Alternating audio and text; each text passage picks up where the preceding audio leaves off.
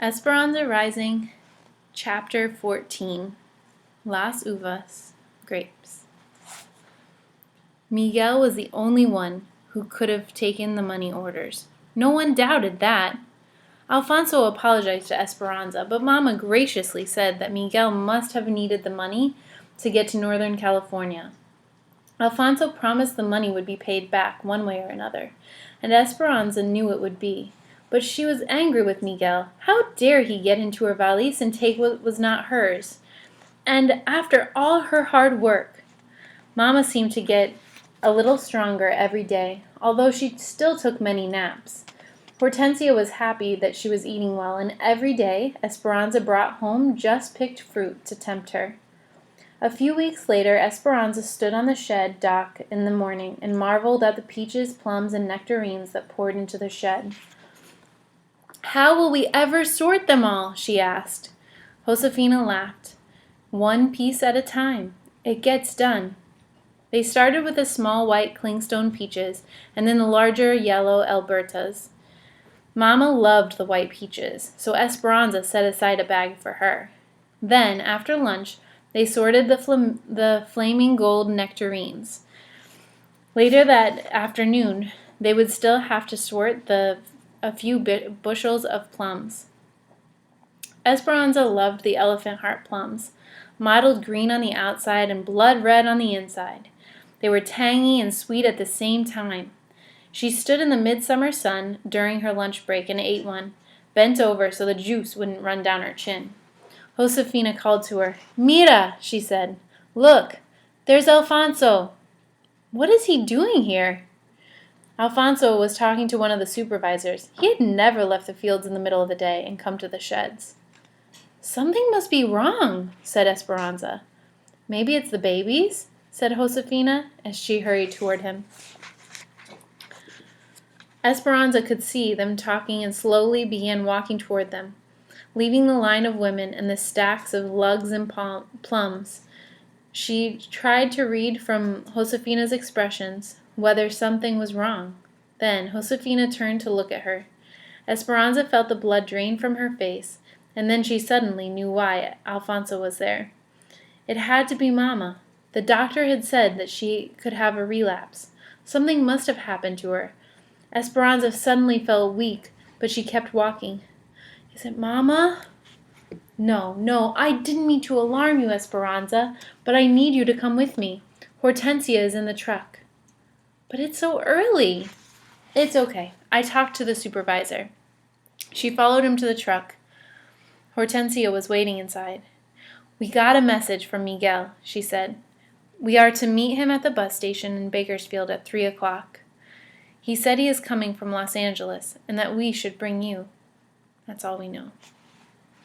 "But why would he want me to come?" asked Esperanza. "I can only hope that it's to apologize for his actions," said Hortensia. It was over 100 degrees. Hot wind whipped inside the cab. Esperanza felt the perspiration sliding down her skin beneath her dress. It felt strange to be riding to town on a work day, breaking her routine in the sheds. She kept thinking of all the elephant hearts that others would have to pack short-handed. Hortensia squeezed her hand. "I can't wait to see him." Esperanza offered a tight smile. They arrived at the bus station and sat on the bench in front. The clerks all spoke to one another in English, their hard, sharp words meaning nothing to Esperanza. It always startled her when she heard English, and she hated not knowing what people were saying. Some day she would learn it. She strained to hear each announcement that was made. Finally, the words she was waiting for. Los Angeles. A silver bus turned the corner and pulled into the bay in front of the station. Esperanza searched through the passengers seated on the bus, but couldn't see Miguel. She and Hortensia and Alfonso stood up and watched everyone get off. And then, finally, there was Miguel, standing in the doorway of the bus. He looked tired and rumpled, but when he saw his parents, he jumped from the steps, grabbing his mother and hugging her, then his father, clapping him on the back. He looked at Esperanza and smiled. "I have brought you proof that things will get better," he said. She looked at him, trying to be angry. She didn't want him to think that she was glad to see him. "Did you bring back what you have stolen?" "No, but I brought you something better." Then he turned to help the last passenger from the bus, a small older woman trying to get down the steep steps. The sun reflecting off the shiny bus glinted in Esperanza's eyes. She shaded them with her hand, trying to imagine what Miguel was talking about. For a moment she saw un fantasma, a ghost of Abuelita walking toward her, with one arm reaching out to her and the other pressing on a wooden cane.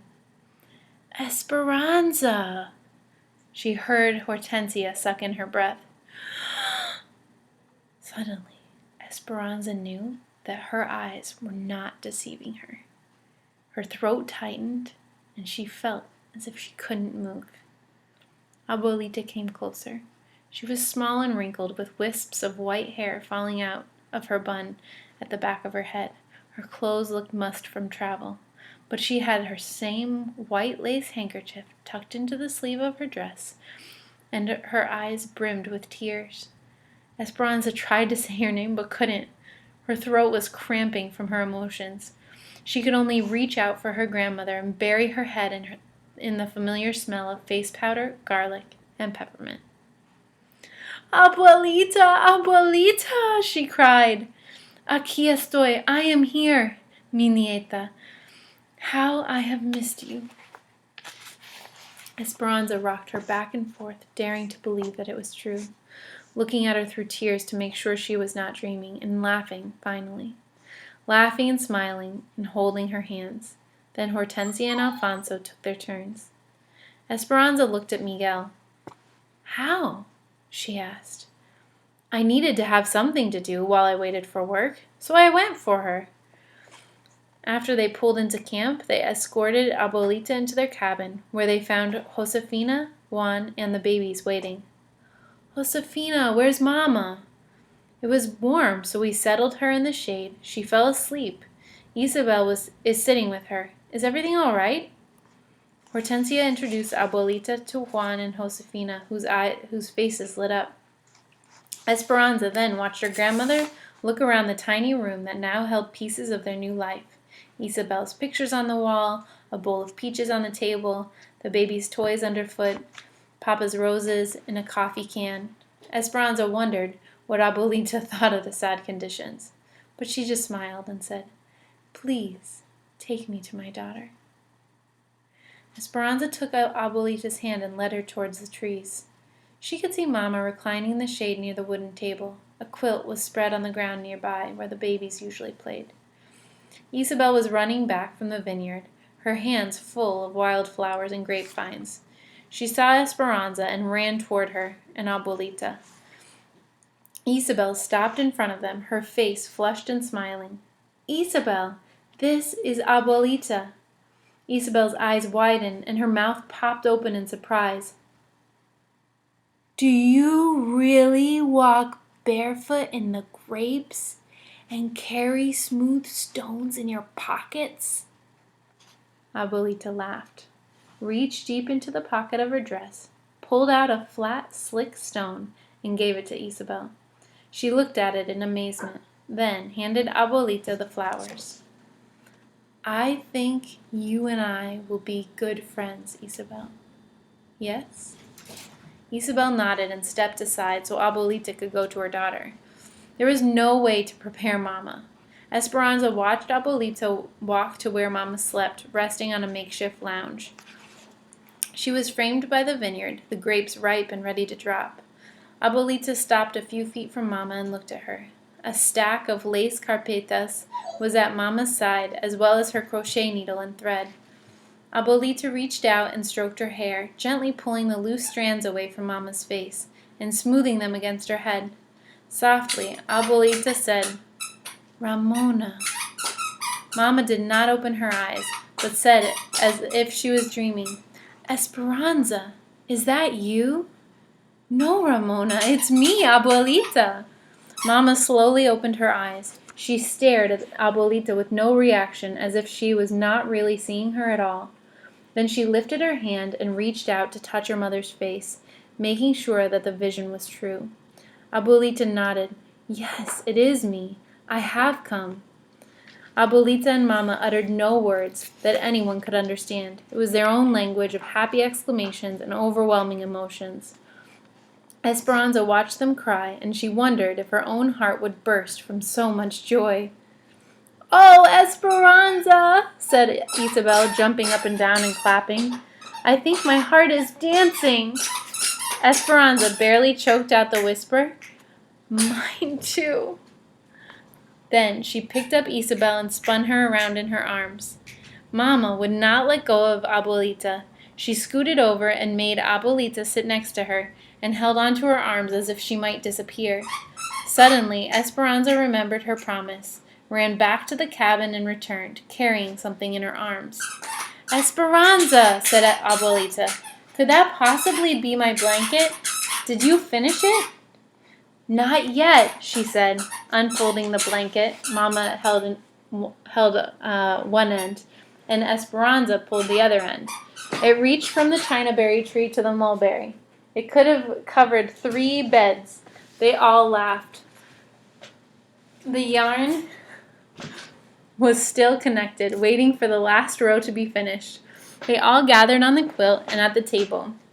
Esperanza sat down and pulled the massive blanket next to her, took the needle, and began crocheting the final stitches. When Mama could finally speak, she looked at Abuelita and asked the same thing as Esperanza had asked. "How did you get here?" "Miguel," said Abuelita. "He came for me. Luis and Marco have been impossible. If I went to the market, one of their spies would follow me. I think they thought you were still in the area and would eventually come back for me." 10 stitches up to the top of the mountain.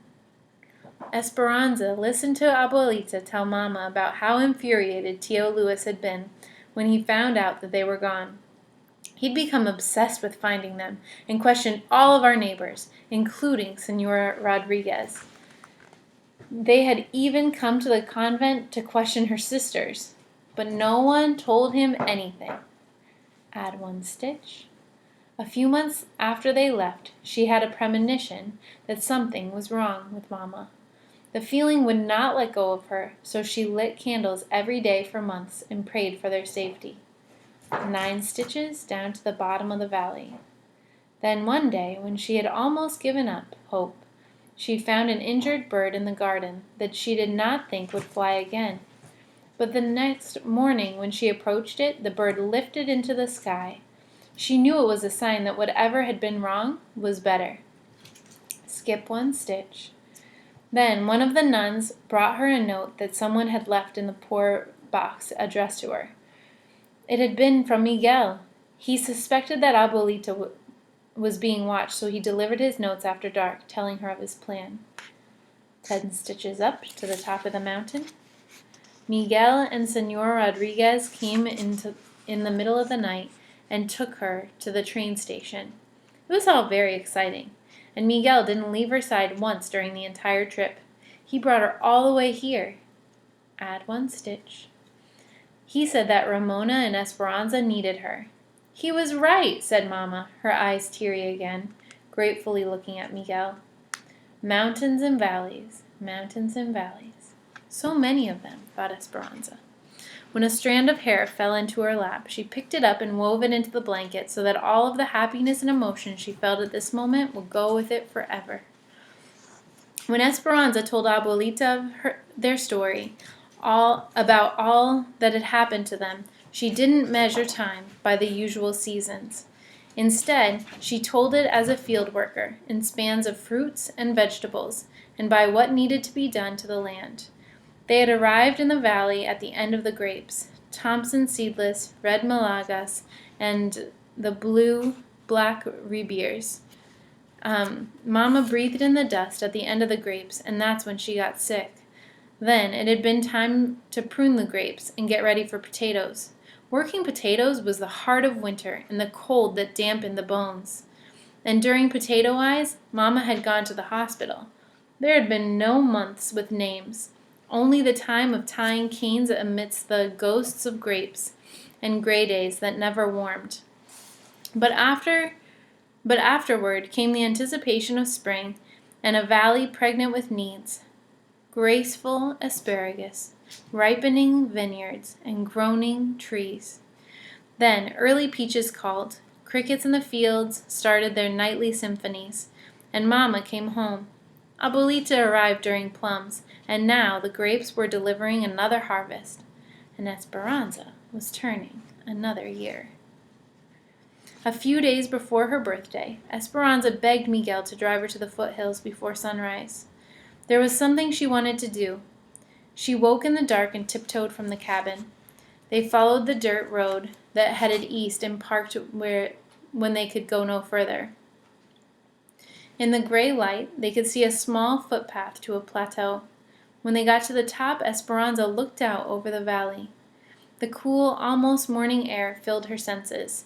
Below, she could see the white roofs of the cabins in straight rows, the fields beginning to take form, and over the eastern mountains a hopeful brightening. She bent over and touched the grass. It was cool but dry. She lay down on her stomach and patted the ground next to her. "Miguel, did you know that if you lie on the ground and stay very still, you can feel the earth's heart beating?" He looked at her skeptically. She patted the ground again. Then he lay down as she was, facing her. "Will this happen soon, Esperanza?" "Aguantante tantito y la fruta caerá en tu mano." "Wait a little while and the fruit will fall into your hand." He smiled and nodded. They were still. She watched Miguel watching her, and then she felt it, beginning softly, a gentle thumping, repeating itself. Then stronger. She heard it too. Shoomp, shoomp, shoomp. The earth's heartbeat, just like she had felt it that day with Papa. Miguel smiled, and she knew that he felt it too. The sun peeked over the rim of a distant ridge, bursting the dawn onto the waiting fields. She felt its warmth washing over her and turned on her back and faced the sky, staring into the clouds, now tinged with pink and orange. As the sun rose, Esperanza began to feel as if she rose with it, floating again like that day on the mountain when she first arrived in the valley. She closed her eyes, and this time she did not careen out of control. Instead, she glided above the earth, unafraid. She let herself be lifted into the sky, and she knew that she would not slip away. She knew that she would never lose Papa, or El Rancho de las Rosas, or Abuelita or Mama, no matter what happened. It was as Carmen, the egg woman, had said on the train. She had her family, a garden full of roses, her faith, and the memories of those who had gone before her. But now she had even more than that, and it carried her up, as on the wings of the phoenix. She soared with the anticipation of dreams she never knew she could have, of learning English, of supporting her family, of someday buying a tiny house. Miguel had been right about never giving up, and she had been right too, about the rising above those who held them down. She hovered above the valley, its basin surrounded by the mountains. She swooped over Papa's rose plumes, buoyed by the rose hips that remembered all the beauty they had seen. She waved at Isabel and Abuelita, walking barefoot in the vineyards, wearing grapevine wreaths in their hair.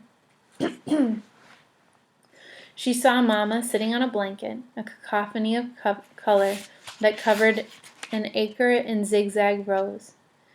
She saw Marta and her mother walking in an almond grove, holding hands. Then she flew over a river, a thrusting torrent that cut through the mountains, and there, in the middle of the wilderness, was a girl in a blue silk dress and a boy with his hair slicked down, eating mangoes on a stick, carved to look like exotic flowers, sitting on a grassy bank on the same side of the river. Esperanza reached for Miguel's hand and found it, and even though her mind was soaring to infinite possibilities, his touch held her heart to the earth. Estas son las mañanitas que cantaba el rey David. A las muchachas bonitas se las cantamos aquí. Despierta, mi bien, despierta. Mira que ya amaneció. Ya los pajaritos cantan. La luna ya se metió. These are the morning songs which King David used to sing. To all the pretty girls, we sing them here to you. Awake, my beloved, awake. See, it is already dawn. The birds are already singing. The moon has already gone. On the morning of her birthday, Esperanza heard the voices coming from outside her window. She could pick out Miguel's, Alfonso's, and Juan's. She sat up in bed and listened, and smiled. Esperanza lifted the curtain. Isabel came over to her bed and looked out with her. Clutching her doll, they both blew kisses to the men who sang the birthday song. Then Esperanza waved them inside. Not to open gifts, but because she could already smell coffee coming from the kitchen. They gathered for breakfast. Mama and Abuelita, Hortensia and Alfonso, Josefina and Juan, the babies and Isabel. Irene and Melina came too with their family, and Miguel. It wasn't exactly like the birthdays of her past, but it would still be a celebration, under the mulberry and chinaberry trees, with newborn rosebuds from Papa's garden. Although there were no papayas, there was cantaloupe, lime, and coconut salad, and machaca burritos, topped with lots of laughter and teasing. At the end of the meal, Josefina brought out a flan de almendras, Esperanza's favorite, and they sang the birthday song to her again. Isabel sat next to Abuelita at the wooden table. They each held crochet hooks and a skein of yarn.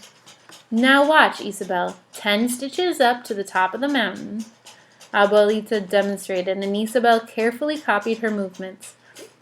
The needle rocked awkwardly, and at the end of her beginning rows, Isabel held up her work to show Esperanza. Mine is all crooked!